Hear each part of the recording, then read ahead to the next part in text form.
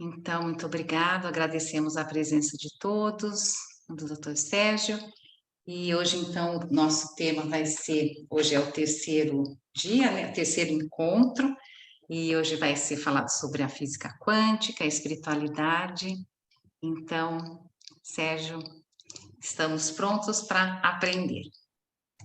Muito bem. Celina, muito obrigado. Obrigado a todos por mais esta oportunidade, que nós possamos conversar um pouco, não é, sobre alguma coisa a respeito da física, lembrando que ela é como que a mãe das ciências, de tal maneira que todos os fenômenos da natureza, tanto da natureza planetária como do grande universo, né, tem a ver com ela. Então, claro que nós somos aprendizes, nós conhecemos alguma coisa dentro da nossa formação também, não é? Como é natural, tudo que nós soubermos hoje, e gradativamente mais e mais no futuro, será útil para nós em todos os sentidos. No sentido principal de compreendermos como que tudo funciona, não é? Desde sempre, porque nós somos aqueles que agora estamos nos dando conta um pouco melhor da realidade. Já estamos como filhos de Deus na Terra há muito tempo, talvez tenhamos vindo de outros orbes, sempre no sentido da evolução, do progresso, lembrando de um amigo espiritual que deixou muito claro que todos os filhos de Deus, em qualquer lugar do universo, devem como que crescer em dois grandes aspectos: em ciência universal, que compreende tudo, e em bondade e amor fraterno universal. E aqui estamos nós, não é, na Terra, um planeta de expiações e provas, caminhando e buscando o sentido para tudo e procurando o nosso aperfeiçoamento, né? Procurando fazer o melhor quanto a nós e quanto a todos aqueles que vivem, que estão à nossa volta. Então, eu vou passar muito rapidamente os slides de tudo que nós já vimos, para então chegarmos naquele que vai dar início a essa temática que nós havíamos combinado para hoje. Então,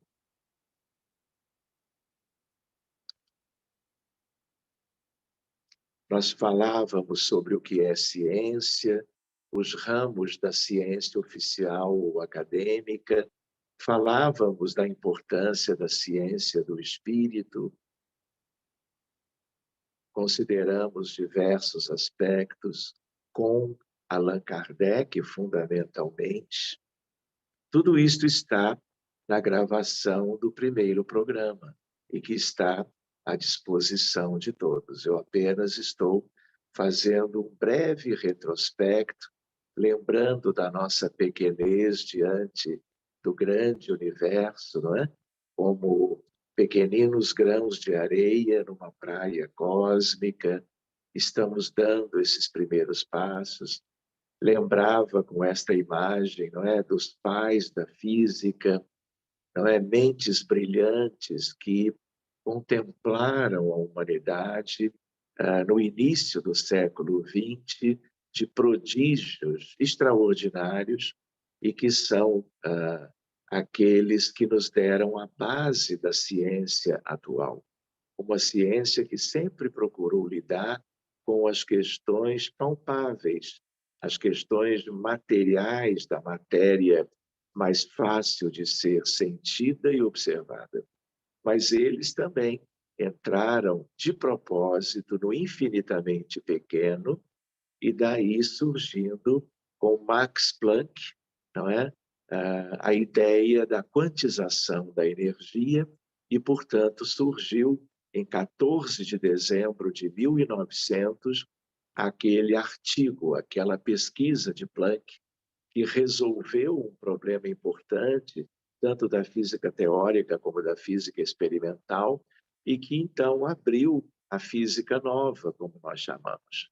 Então, é uma imagem que eu gosto muito, tenho muita simpatia, né? E, de um certo modo, é uma forma de nós homenagearmos figuras ilustres, como Albert Einstein, como Marie Curie, que, aliás, é a única senhora que está no meio de tantos senhores e é aquele que é o exemplo de 2 prêmios Nobel ao longo da história de uma vida, né? Que é um caso único, inclusive.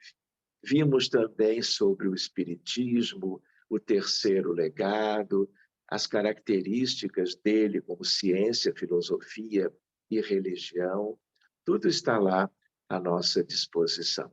E conversamos um pouco sobre algo que viria mais adiante, sobre a ideia de que ciência espírita se prende à mediunidade, ao mediunismo, aos fatos mediúnicos. Então, há de ser como que uma prioridade para nós, não é? Durante o decorrer do curso. A ideia das comunicações, o telefone, que agora, como vamos ver melhor a partir da semana que vem, também tilinta daqui para lá. A ideia da importância do livro dos médiuns, a ideia de discutirmos depois como é que nós podemos trabalhar ressonância nuclear magnética funcional, pesquisas genéticas comparando o cérebro de médiums ostensivos com o cérebro do ponto de vista genético, biológico, de pessoas que são parentes destes médiums ostensivos, mas não têm mediunidade, para nós compararmos o que na biologia nós podemos encontrar que justifique, não é, essas 2 grandes diferenças.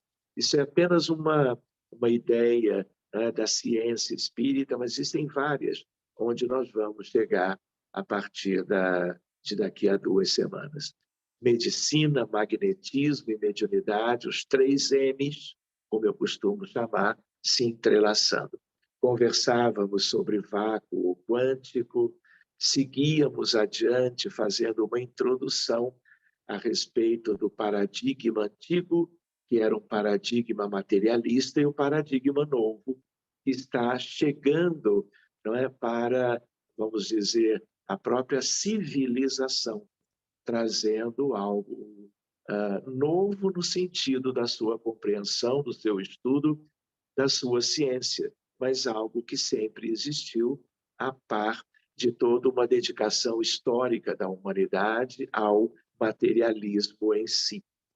E aí nós falávamos sobre isto, a ideia dos paradigmas, a ideia de um livro fundamental, e fomos conversando sobre o mapa paradigmático. Mostrei para vocês umas imagens curiosas de livrinhos infantis, não é? Como uma espécie de um estímulo, uma motivação para aqueles que é natural compreendam uma dificuldade quando vão se deter no estudo da física, mas para que tenhamos este alento de vermos essa temática também, a partir de alguns anos atrás, sendo examinada por crianças, claro, que de um modo próprio, de um modo adaptado, não é? À mente infantil, a partir dos 3 anos de idade.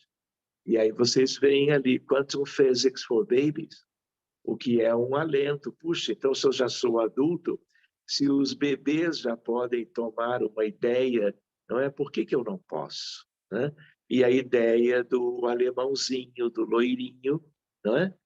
Também deixando um pouco as histórias infantis para apreciar com interesse algo sobre a física em si. Então, da primeira para a segunda vez, nós paramos aqui e depois nós entramos com alguns slides e consideramos a mediunidade de Kardec aos tempos atuais. Não que tenhamos concluído, porque nós até o final do curso esses aspectos vão voltar.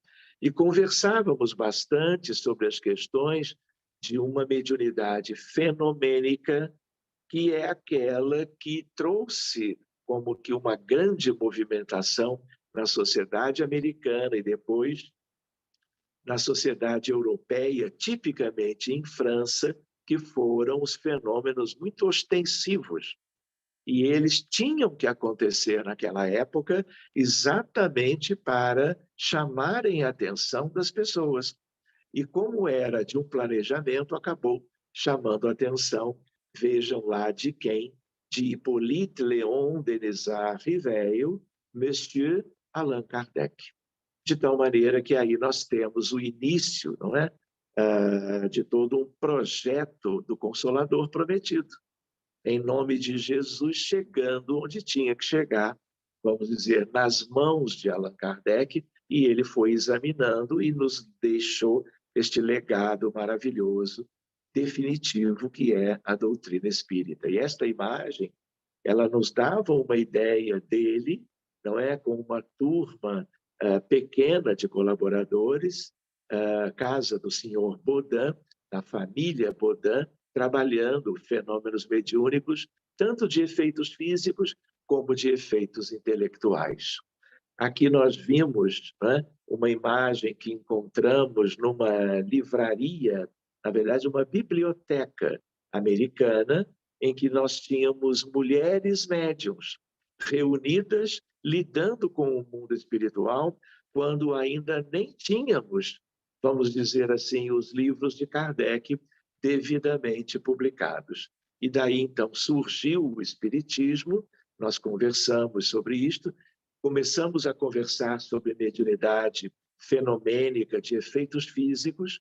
Aqui o médium alemão, com o ectoplasma saindo de dentro dele, ele em transe mediúnico e pessoas, uma de cada lado, formando um círculo, trabalhando nessa fenomenologia.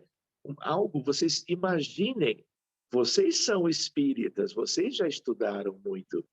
Então, se alguém disser para vocês que, de repente, havia um espírito materializado com quem vocês poderiam conversar, não é? Trocar ideias, palpar, enxergar com a respectiva vestimenta, agora é uma coisa, mas vocês imaginem isto há um pouco mais de um século e meio atrás. Né? Eram fenômenos mesmo muito inusitados.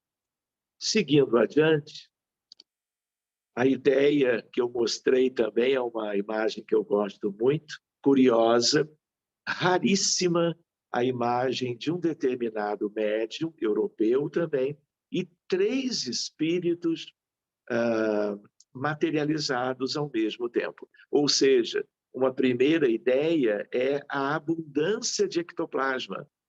Em geral, mal se consegue a materialização, a corporificação de um espírito. E aqui, então, nós vemos 3, e isso é pela profusão, vamos dizer, da emanação deste fluido que está nitidamente ligado ao chamado corpo etérico, que é do corpo físico das pessoas e que é a fonte desse princípio vital, deste fluido vital que nós chamamos também de ectoplasma, numa expressão dada pela primeira vez por Charles Richer. Aqui nós encontramos a ideia de mediunidade fenomênica, missionária, mediunidade de parceria, e agora sim, paramos aqui. Conversamos muito nestes 2 dias anteriores, e hoje nós vamos entrar um pouco na questão da física moderna e o Livro dos Espíritos, Física Quântica e Espiritualidade. Então, eu queria lembrar de novo com vocês o abril de 1857, com o surgimento da primeira edição de O Livro dos Espíritos, um trabalho fenomenal, de uma importância para a história da humanidade, que foi essa primeira edição de O Livro dos Espíritos. A ideia de Allan Kardec e a ciência de seu tempo. Querem ver uma coisa curiosa? Allan Kardec, na França, era contemporâneo de, por exemplo, Dalton. E Dalton era químico, e ele desenvolveu a atomística de Dalton. E naquela época, kardeciana, eu também diria, Dalton descrevia que o átomo era a estrutura mínima, vamos dizer, a estrutura última da matéria. Átomo quer dizer indivisível, e era o que ele propunha. E naquela altura, todos aceitaram. E isso durou um certo tempo, mais ou menos meio século. Ninguém questionava isto. Até que surgiu, vamos dizer assim, a mecânica quântica, e com ela o surgimento de prótons, nêutrons e elétrons numa nuvem eletrônica orbitando no envoltório dos chamados nucleons. Então, essa foi uma primeira grande divisão, e o átomo foi devidamente, vamos dizer, partido. E a atomística de Dalton ficou completamente para trás. Isso se deu na transição do século XIX para o século XX. E logo no limiar do século XX, 1900, surge, então, o trabalho de Planck. Então, Allan Kardec, ele tinha que, vamos dizer, respeitar, considerar e trabalhar com aquilo que a ciência do seu tempo, até então, tinha estabelecido para a ciência, de um modo geral, para a humanidade. Então, alguém poderia pensar, hoje nós vamos ver algo interessante. Por que não se pôde ir muito adiante? Não é? Por quê? Porque havia o conhecimento estabelecido na época. Né? Então, ele não poderia falar em determinadas subdivisões do átomo, que só seriam conhecidas depois. E depois vieram outras. Não é? Hoje, nós temos uma ideia de uma divisão, por exemplo, de prótons e nêutrons. Eu posso subdividir, já se conhece isso muito bem. Então, eu tenho, para prótons e nêutrons, eu tenho a ideia de quarks e leptons. Quarks, leptons e gluons. Hoje, qualquer estudante de química, qualquer aluno de segundo grau, estuda estas coisas. Né? Então, para que nós acompanhemos essas mudanças históricas, eu queria lembrar que os espíritos foram trazendo as revelações. O espiritismo não é uma doutrina de revelação da verdade, mas uma coisa é o que o espiritismo queria trazer, o Consolador prometido, o Espírito da verdade. Outra coisa era o que o mundo espiritual deixaria, como deixou e deixa para tudo até hoje, que a humanidade se esforce no campo do conhecimento em termos da ciência, para fazer a humanidade progredir. Não é? E pessoas, espíritos reencarnados no mundo inteiro, sempre aconteceu, acontece hoje, estão pesquisando tudo nos campos da química, da física, da biologia, da medicina e assim por diante, para que tenhamos o devido progresso. Mas para as questões espirituais, eles não podiam esperar. E aí eles anteciparam num projeto extraordinário que contou não só com Allan Kardec, mas com vários espíritos elevados, amadurecidos, superiores, preparados, né? Lembrando de contemporâneos de Kardec, como Camille Flammarion, como outro francês dessa mesma equipe, que é Gabriel Delany, como o insuperável filósofo Leon Denis. Então, tudo isto é avanço gradativo para nós. Só que as revelações, elas continuam, de tal maneira que o mundo espiritual, a partir da base espírita, espíritos nobres continuam trazendo aspectos, como que erguendo, levantando o grande edifício do conhecimento relevante, definitivo para a humanidade progredir a passos mais largos no sentido do que ela tem a previsão de alcançar. É uma questão de nós conversarmos isto também, não é? Então, o progresso da ciência no século XX, século XXI, mas qual foi a base? Do ponto de vista da matéria, a base foi a física moderna, que existe até hoje, existirá para sempre. Se hoje você perguntar, conversar sobre isto numa escola, a física que se conhece hoje é a moderna. A clássica, ela é um caso particular da moderna, mas a física ampla e geral é a moderna. Antigamente, não. Nos tempos de outros pesquisadores, especialmente de Isaac Newton, a física newtoniana, a mecânica celeste, era o que havia para as coisas macroscópicas. E tudo isso continua existindo. Só que para as questões diminutas da realidade, e eu diria que envolvem a matéria física, mas que envolve a matéria no mundo espiritual, tudo isto, para ser melhor conhecido, nós tínhamos que avançar nesta construção linda que um dia será tão somente utilizada em nome da paz, do amor, da fraternidade, da igualdade entre os povos, da paz para a humanidade inteira. Lamentavelmente, nessa história, nós tivemos desacertos, nós tivemos utilizações equivocadas em função, não é, das dificuldades morais de certos povos, de certos governos, de certas épocas da vida humana no planeta após Planck, após o ano de 1900, eu diria.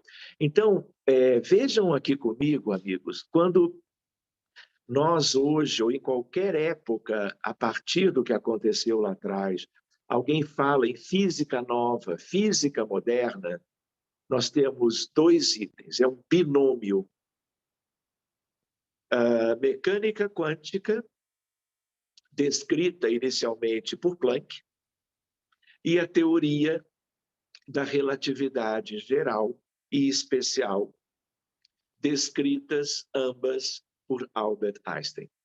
Então, toda a construção desta ciência, no primeiro momento ou período, mais para o estudo da matéria, tem a ver com estes dois itens.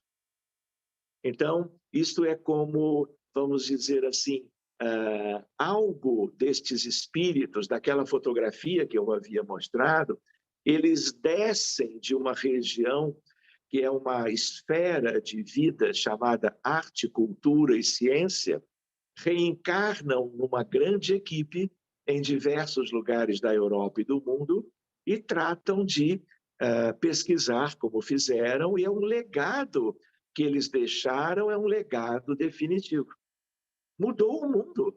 É a grande revolução no prisma das questões materiais que nós tivemos, né? E isso vai acompanhar toda a evolução da humanidade. Mas o mundo, o universo, não é só matéria. Então, tudo isto a espiritualidade procurou antecipar com o espiritismo, né? Mas esta mescla, esta fusão, não é, do conhecimento espírita com o conhecimento da física, isso trará para a humanidade inúmeras belas consequências.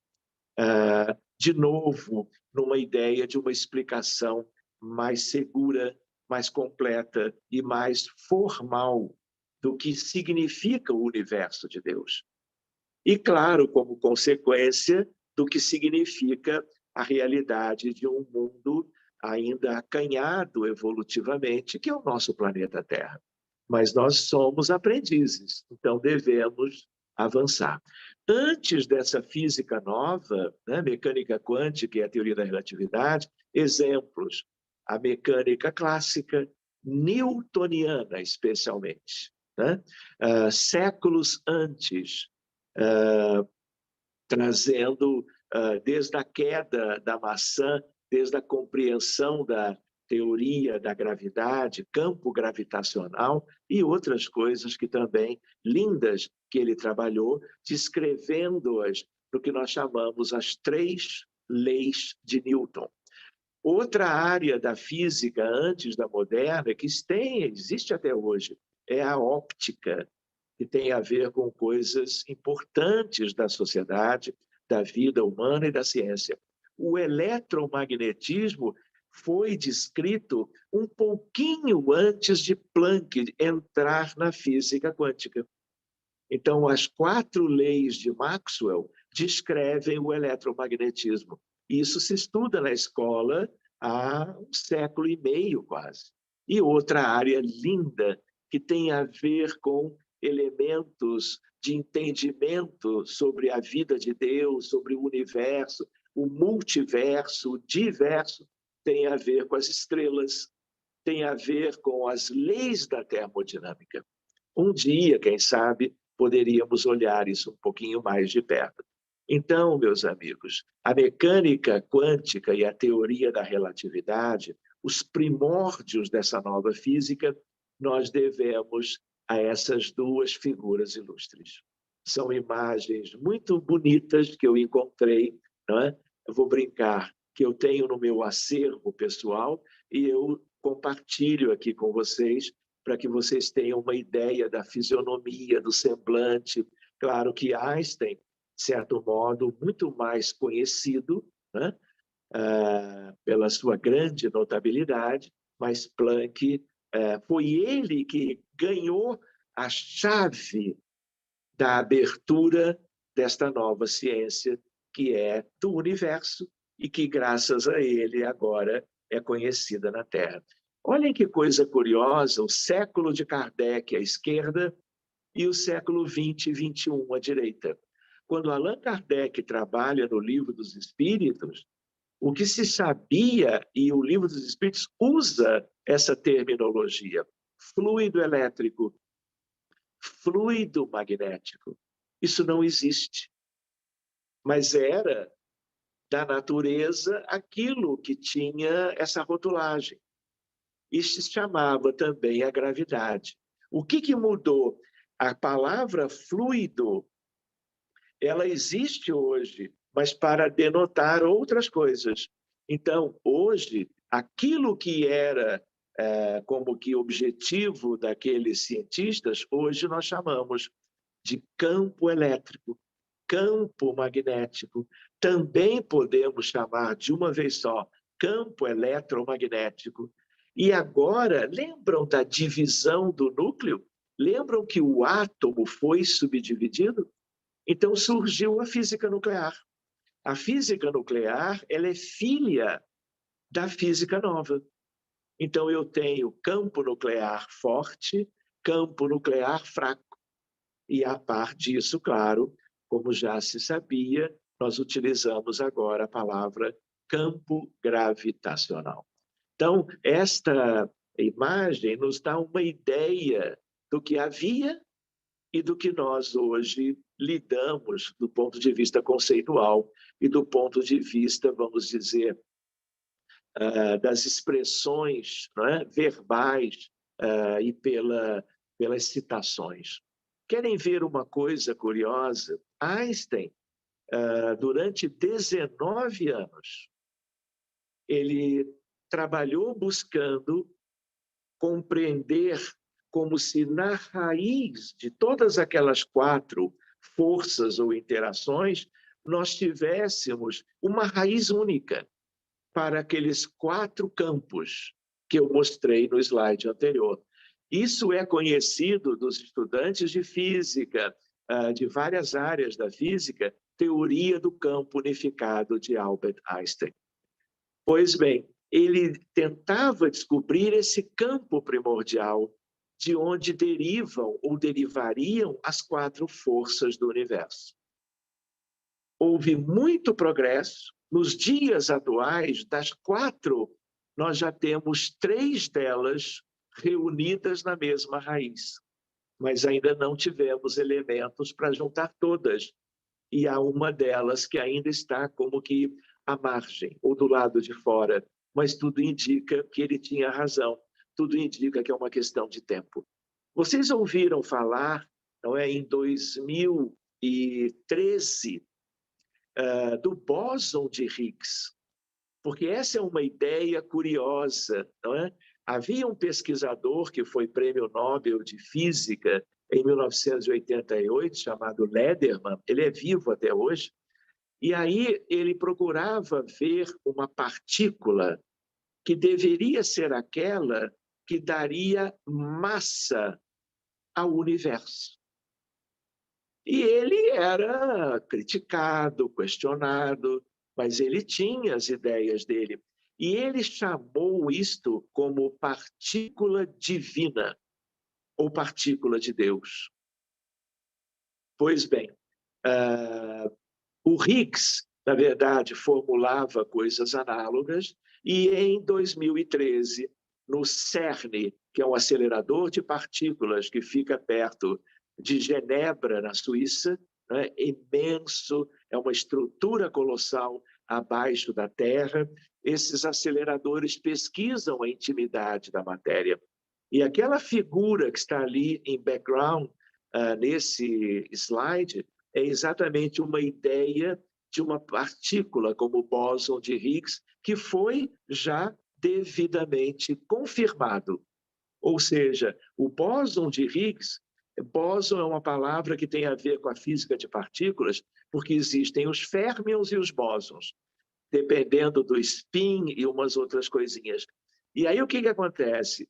Essa partícula, ela em contato com outras, ela gera a matéria. Então, isso tem uma importância. Vocês entendem por que ela foi chamada de partícula divina?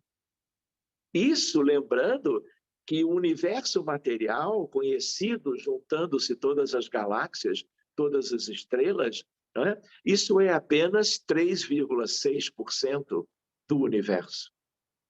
A grande maioria nós não fazemos ideia do que seja, que é o que nós hoje chamamos de matéria escura e energia escura. Vamos ver qualquer coisa disso mais adiante. Então, só para vocês terem uma ideia, vocês se situarem de hoje para até o final do nosso curso, do nosso estudo, consequências da MQ. O que é MQ? Mecânica quântica.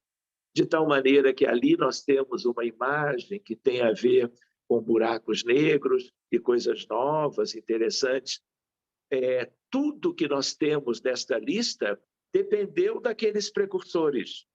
Então, os semicondutores, chips de computadores, telefones celulares, nanotecnologia, interação entre luz e matéria e a invenção do laser. O laser, não é? A par de ser usado em armamentos, não é? É uma condição que vem ajudando, por exemplo, na fronteira com a medicina. Quantas pessoas com diabetes têm retinopatia e vão tendo uma deterioração da retina, e o laser usado em oftalmologia vem devolvendo uma perspectiva de uma visão muito mais ampla e prolongada. Então, há o laser para uma infinidade de, vamos dizer, procedimentos médicos. Então, na origem, né, isto é uma utilização nitidamente para o bem da sociedade. Ressonância nuclear magnética. Ressonância tem a ver, vamos dizer, com supercondutividade. Falaremos nisso em breve depois, mas é uma conquista linda. Como seria a medicina se não fosse a ressonância para nós olharmos o corpo humano por dentro? E talvez eu tenha mencionado no primeiro dia de estudo que mais cedo ou mais tarde nós já estamos pensando nisso há um punhado de anos, colocarmos médiums ostensivos em câmaras de ressonância, em equipamentos no fim de semana, porque eles são menos utilizados para os pacientes, em clínicas de ressonância, para estudarmos o que acontece com as áreas cerebrais, quando um médium está dentro daquele equipamento psicografando. A mesma pessoa que é a médium antes da psicografia, durante e depois, comparando-se as 3 imagens. Outro exemplo, a psicofonia. Como é que é isto? Uma psicofonia dentro de uma câmara de ressonância? Claro, por que não? Há espíritos que querem que nós avancemos. Há espíritos que nos ajudam nisto. Nós não tivemos o exemplo de Florence Cook. Lembram de uma médium, né, que permitia as materializações muito evidentes que Charles Richer trabalhava? Ela, quando se materializava, ela chegava ao ponto de ir para a rua, materializada de braços com Richer. Eu tenho imagens disso. Então, reparem, espíritos bondosos, né, estão desejando nos prestar auxílio nas nossas pesquisas. Outra ideia é a ideia de ressonância nuclear magnética para o perispírito, que, apesar de já sabermos algo sobre ele, todos o possuem, encarnados e desencarnados. Como é que é o perispírito quando alguém chega para uma nova encarnação e aos 15 anos adoece de uma questão médica qualquer? De onde veio a doença? Pode até ter relação com o micro-organismo, o bacilo da tuberculose, mas a predisposição é do perispírito. Então, nós vamos ter, daqui a no máximo 20 anos, ressonância nuclear magnética para o perispírito de todo mundo. E aí vai vir uma medicina preventiva maravilhosa. É uma questão de tempo. E tudo isso tem a ver com as questões da evolução da humanidade, no plano físico e no plano espiritual. Supercondutividade, técnicas de criogenia, que é utilizada, por exemplo, para ressonância. É utilizada nos trens de levitação magnética, que viajam na Europa, no Japão, que viajam na China, com velocidades de alguns aviões, 500 quilômetros por hora, o que é um prodígio no sentido da vida humana, não é? De facilitar a aproximação entre as pessoas. Predição e detecção de antimatéria. O que é antimatéria?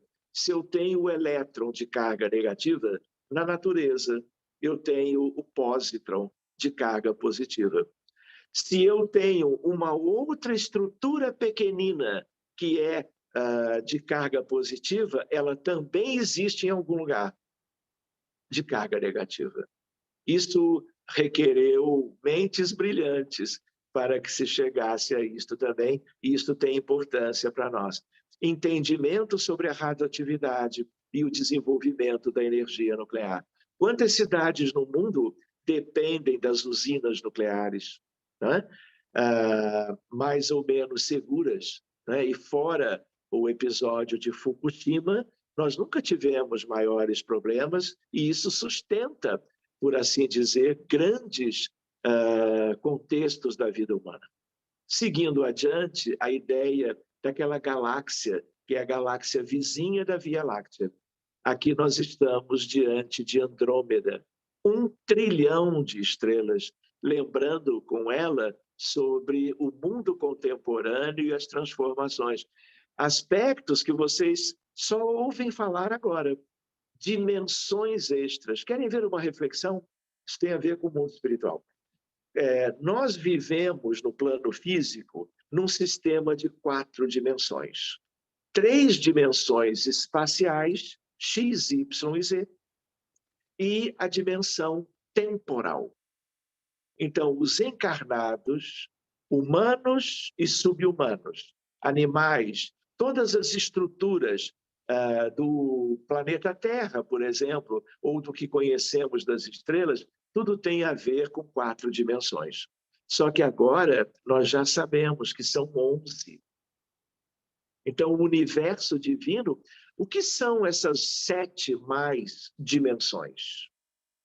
E aí, físicos teóricos e físicos experimentais se debruçam sobre tudo isso, porque virão coisas maravilhosas a nosso favor, não é? De certo modo, de acordo com a evolução moral, porque tem coisas que Deus não vai permitir que o homem lide, não é?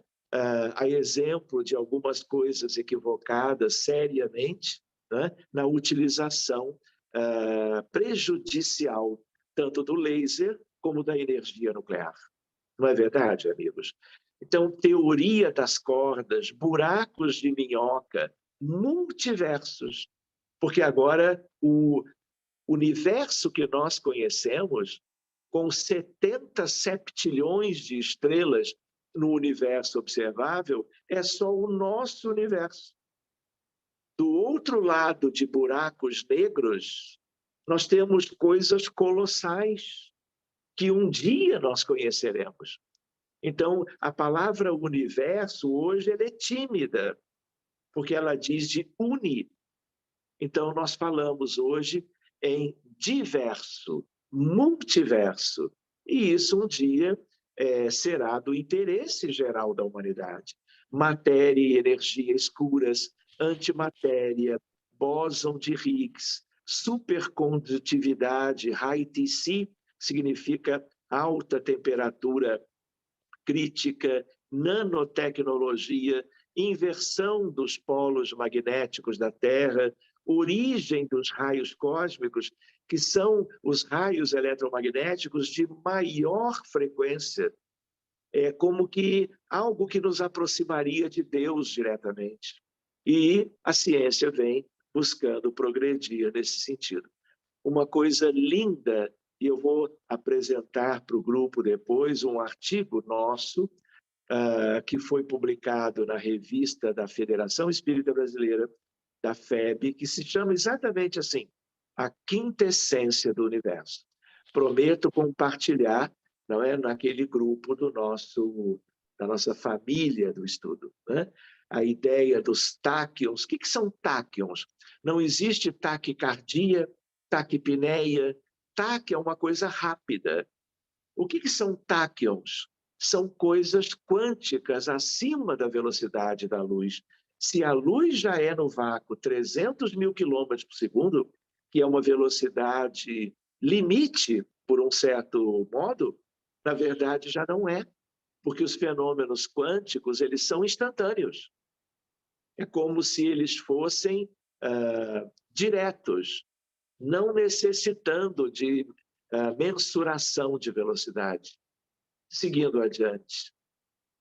Agora eu vou parar um pouquinho para conversar com vocês, se vocês me permitem, sobre algo que nos interessa de perto, como seres humanos, como aprendizes da realidade, como espíritas e, portanto, para que nós tenhamos uma base melhor sobre fenômenos do tipo telepatia.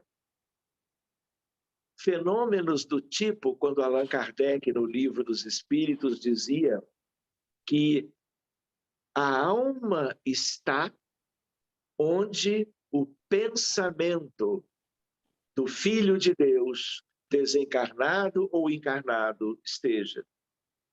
Uma coisa é a nossa distribuição no planeta Terra, na geografia do mundo. Outra coisa é a nossa distribuição quando estamos dormindo ou no mundo espiritual, na erraticidade, em esferas de vida diferentes. Esferas de muita elevação, esferas medianas e esferas de muito pouca evolução moral e espiritual.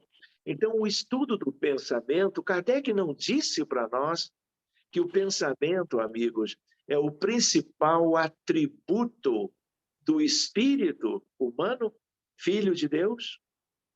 Então, esse estudo merece um pouquinho de atenção nossa.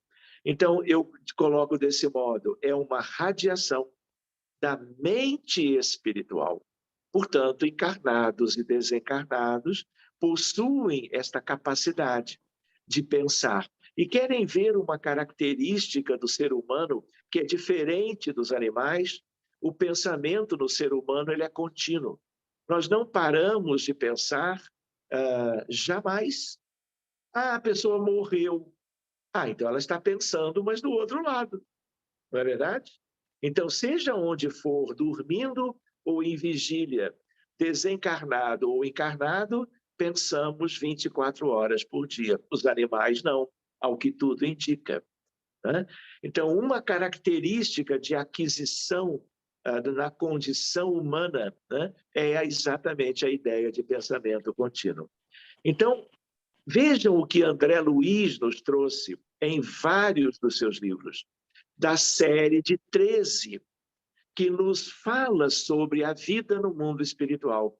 A série de André Luiz é de 16 livros, mas outros 3 vão trabalhar outras questões. Mas a série sobre o mundo espiritual, é nela que ele fala do tipo, olha, o pensamento é radiação eletromagnética. Pela ciência acadêmica, nós ainda não sabemos, apesar de tanto avanço, porque não é tão simples se pesquisar isto. Então, buscando André Luiz e assumindo isto como verdadeiro, é uma radiação. Ou seja, cada pensamento de qualquer um de nós, do universo dos filhos de Deus, cada pensamento tem uma frequência em hertz, que quanto mais elevada, mais puro é o pensamento. Por outro lado, nesse contexto, menorzinho é o comprimento de onda, que é inversamente proporcional à frequência vibratória. Pensamentos equivocados, eu diria, né? Que buscam algo que é em contrário às leis de Deus, são de baixo teor vibratório. As irradiações são próprias destas mentes equivocadas. Então, o que acontece? Toda radiação eletromagnética está associada a um campo. Aí eu pergunto com vocês, qual é o campo vibratório no entorno de alguém que ora, como Jesus sugeriu há 2000 anos? Com humildade, com despojamento, com desinteresse, com uma verdadeira sintonia com as esferas elevadas, com o seu anjo tutelar. Não é verdade? Esse é um campo de trabalho. O eletromagnetismo e os sentimentos. O eletromagnetismo e a meditação, a oração, sentimentos como perdão, gratidão, empatia, solidariedade. Tudo isto são elementos que brotam do Espírito imortal, Filho de Deus. E nós estamos trabalhando isto agora. A ideia de quanto melhor nós nos tornamos, melhores são as consequências dos nossos pensares, dos nossos sentires, da utilização mais benéfica, progressivamente, da nossa vontade. Isto é reflexão para o nosso dia a dia. E isso também nos dá uma ideia de quem somos. Não é verdade? Os nossos padrões, que têm a ver com mais ou menos maturidade espiritual, mais ou menos construção do homem de bem em qualquer um de nós, e assim por diante. Então, toda a radiação eletromagnética, seja do forno de micro-ondas, seja dos raios cósmicos, seja do ultravioleta ou do infravermelho, seja do espectro de cores, das cores do espectro visível, tudo isto está associado a um campo, uma força e uma energia. Quem tem a energia mais elevada? Os que criam pensamentos de mais alta frequência. Porque há algo dele interagindo com os demais, podendo destruir os outros. Por isso que o espírito superior, quando ele quer agir num certo sentido, ele tem uma capacitação que o seu processo evolutivo lhe deu. Ele construiu algo que nós não conseguimos gerar à nossa volta, gerarmos dentro de nós mesmos. Então, esse é um capítulo que nós poderíamos nos desdobrar, não é? Nesse estudo mais adiante, não é? 2022, quem sabe. Mas André Luiz faz algo tão interessante. Ele diz assim: o pensamento é radiação eletromagnética, mas ele é acima da velocidade da luz. Quando ele diz isso, ele, por alguma razão, e talvez Emmanuel não tenha deixado, ele não usou a palavra quântico. Poderia ter usado, porque quando Francisco Cândido Xavier escreveu esses livros, há muitas décadas atrás, toda a série de André Luiz, a mecânica quântica, a teoria da relatividade, tudo já estava devidamente, razoavelmente conhecido. Então, ele podia ter dito, olha, o pensamento é quântico. Mas quando ele diz que ele é acima da velocidade da luz, ele diz a mesma coisa. Só não usou a expressão, o vocábulo quântico. Por alguma razão, eu até faço uma ideia de qual seja, mas fica para um outro momento também. Mas o que acontece? Vejam uma curiosidade, deixa eu conseguir mostrar aqui para vocês. Se é assim, o pensamento é ponderável. Ponderável é porque ele tem uma natureza que os fótons do pensamento, dentro da sua natureza dual, onda e partícula. A partícula tem massa. Então, é por isso que nós vamos ver isso um dia em medicina, nas faculdades de medicina. De onde vêm tantas enfermidades de pessoas que vivem no planeta Terra, que é um mundo de provas e expiações? Do que nós pensamos, do que nós criamos, do que nós sentimos, porque isso tudo tem a ver. Reparem para os encarnados, a nossa mente está aqui, vamos dizer assim, e aí nós estamos irradiando o que nós pensamos. Só que antes disso tudo ganhar o espaço em torno de nós, isso banha as nossas células. Banhando as nossas células. É como Emmanuel diz no livro, que é lindo, chama-se Pensamento e Vida. É uma leitura obrigatória, eu diria, ou pelo menos altamente recomendável. E aí nós vamos ver a ideia de que nós vamos nos banhando de elementos construtivos, edificantes, saudáveis, ou, como acontece há muito tempo no planeta Terra, em função de quem nós ainda somos, nós estamos nos intoxicando do ponto de vista de que o nosso mundo celular ele é invadido, vamos dizer assim, entre aspas, por aquilo que nós geramos e direcionamos para longe, claro, também, nesta projeção para fora, mas antes, é natural, para dentro da nossa organização de um conjunto de trilhões e trilhões de células. De onde vem o diabetes mellitus? Não sabemos. Sabemos muita coisa sobre essa doença.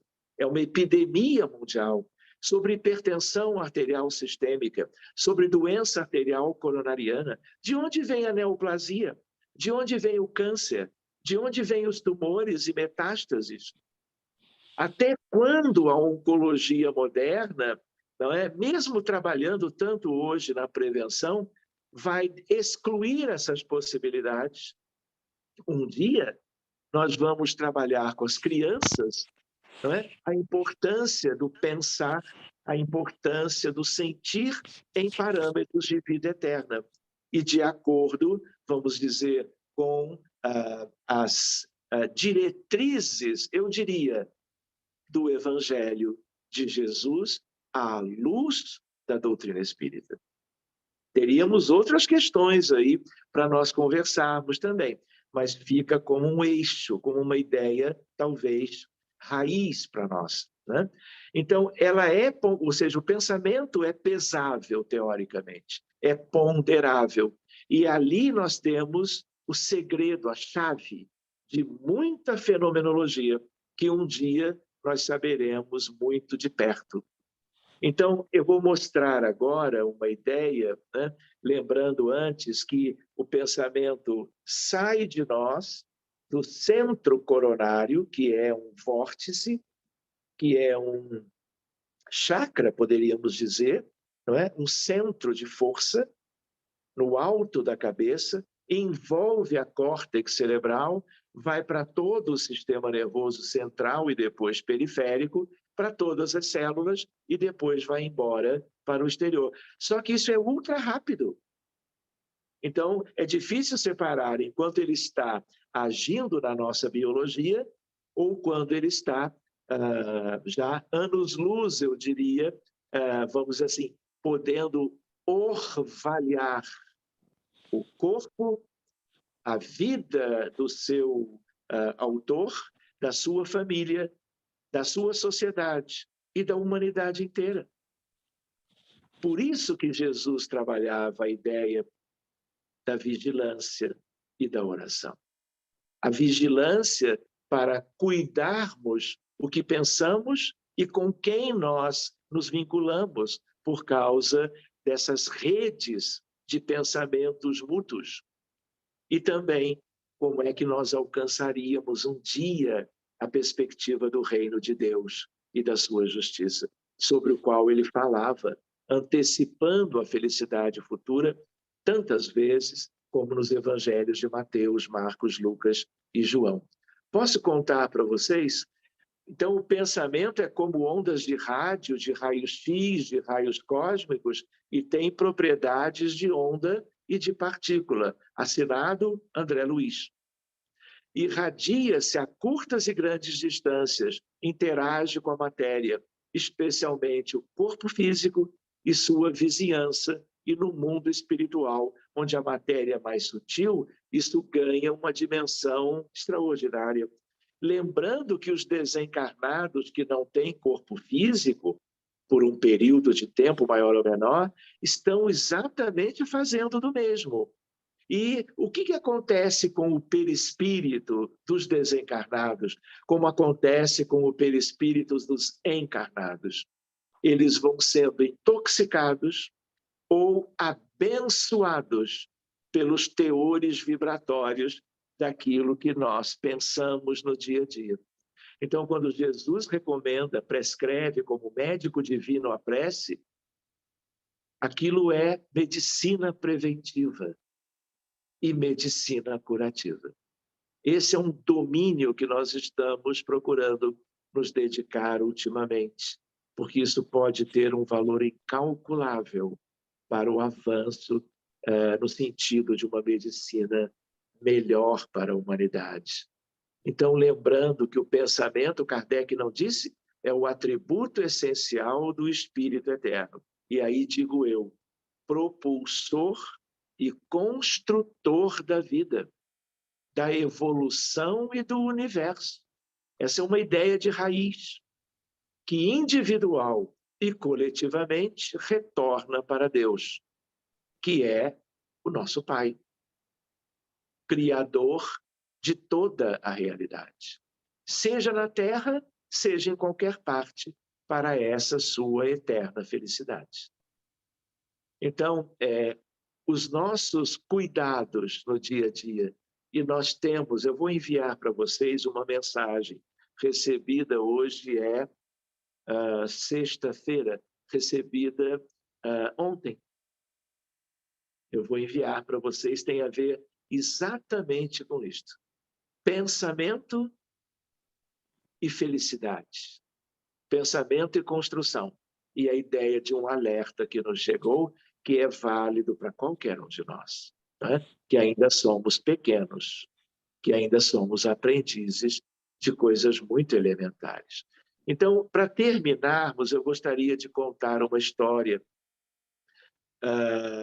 Então, existem duas formas de nós enxergarmos o pensamento. Uma delas, quem trouxe foi André Luiz, o modelo do pensamento pelo eletromagnetismo. Mas existe o modelo quântico, que, de certa maneira, também foi André.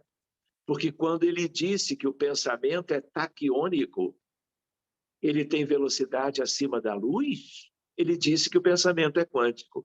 E olha o que um colega pesquisou no México, um físico, há mais ou menos 20 anos atrás. Vocês estão vendo a figura de um jovem com eletrodos do eletroencefalograma que vai ser registrado. O que este físico chamado, desculpem o nome, mas é o nome dele, Jacobo Grinberg Zilberbaum, mexicano, o que ele faz? Ele pensa o seguinte: olha, eu acho que pensamento é quântico. E aí ele fez um esquema, uma pesquisa, para tentar ver se sim ou não.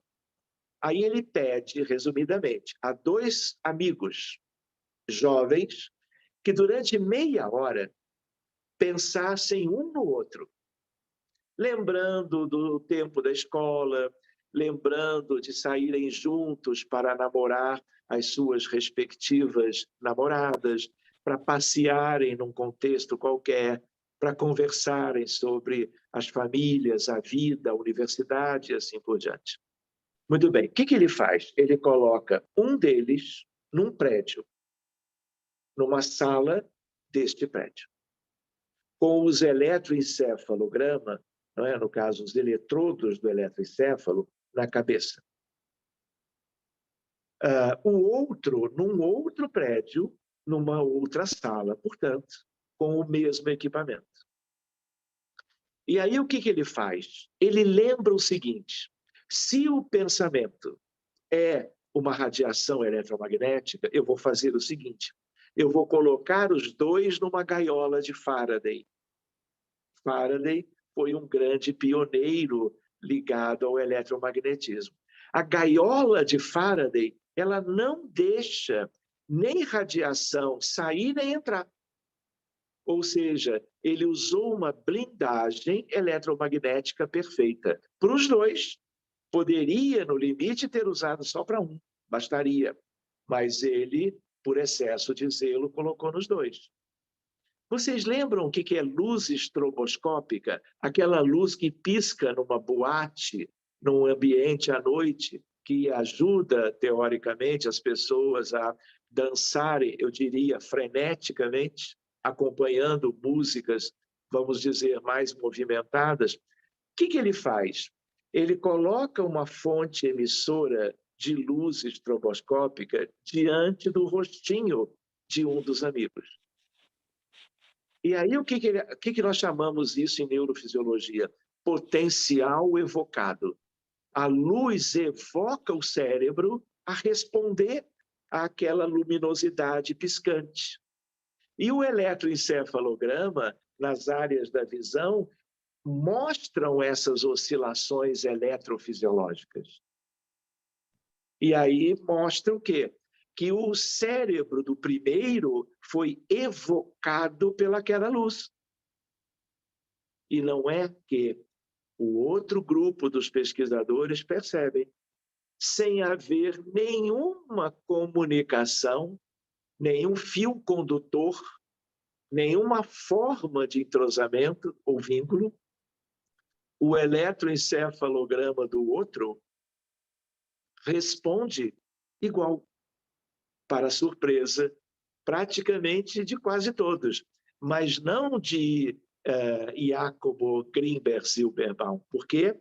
Porque ele tinha uma ideia de que aquilo seria possível. Então, o resultado sugere que o pensamento é quântico.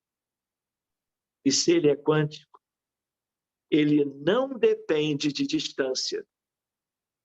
Eu posso estar em cidades diferentes, países diferentes, mundos diferentes.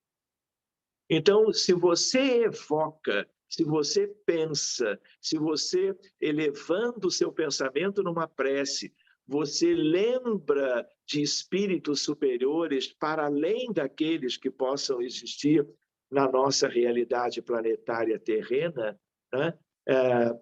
Isso tudo tem significado, porque a ajuda vem do contexto com o qual você se entrelaça.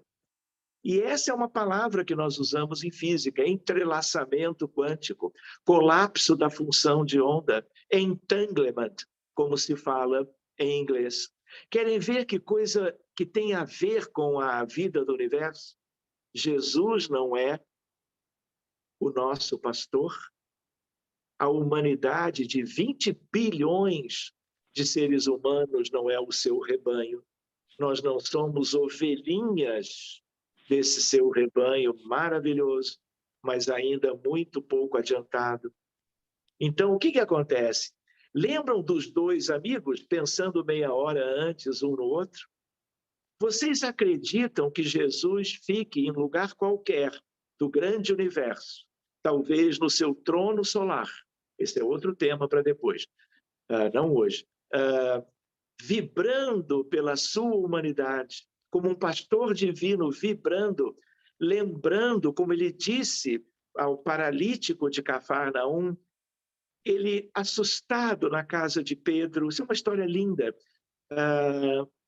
ele levado para ser curado por Jesus, na primeira casa do caminho, que foi a primeira igreja, a casa de Pedro, ele olha no chão para os olhos de Jesus, Jesus olha para ele, Natanael ben Elias, o que queres de mim? E com olhos súplices, Natanael, mas como? Tu sabes o meu nome inteiro, completo? Nem todos aqui me conhecem, nós nunca nos vimos.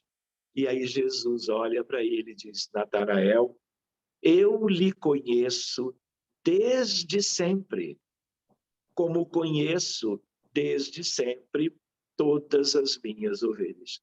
Essa atitude do Cristo como guia e modelo, mas muito além disto, como aquele que Emmanuel nos diz no livro A Caminho da Luz, no início, primeiro capítulo, há 4,5 bilhões de anos, Jesus já era um espírito crístico e Deus outorga a ele construir a Terra e receber a humanidade que viveria aqui durante um longo processo evolutivo. Então, esse espírito é como ele disse a Natanael ben Elias, que sai curado da casa de Pedro. É uma história linda, um dia podemos ver alguns detalhes que nos trazem muito alento, muito conforto.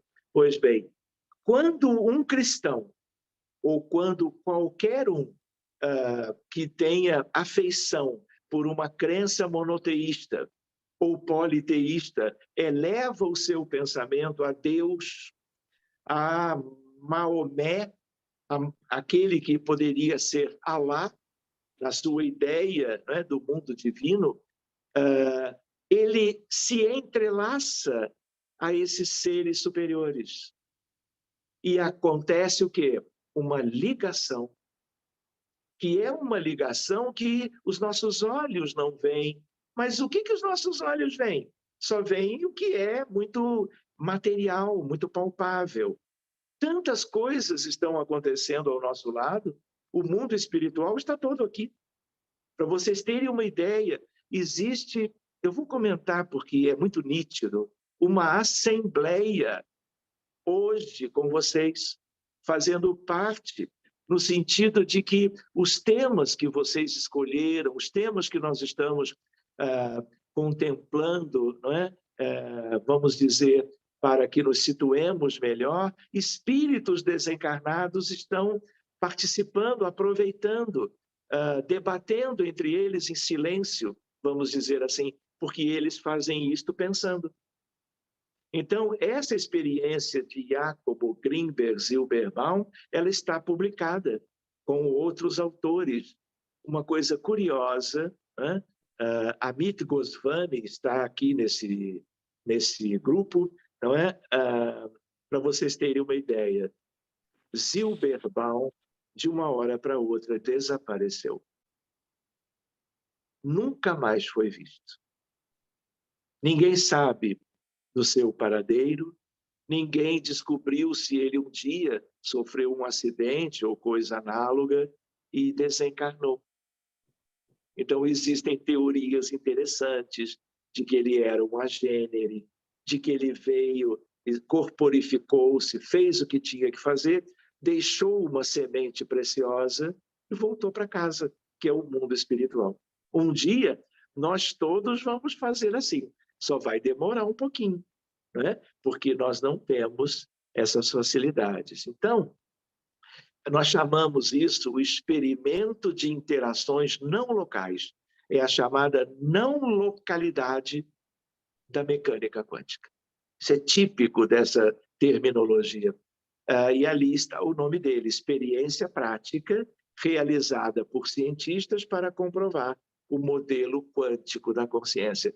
Então, o universo funciona assim, porque se funciona na Terra, entre encarnados, funciona entre desencarnados, funciona no universo de Deus, porque os processos são análogos, ou são iguais, e ali eu coloco embaixo comunicação quântica.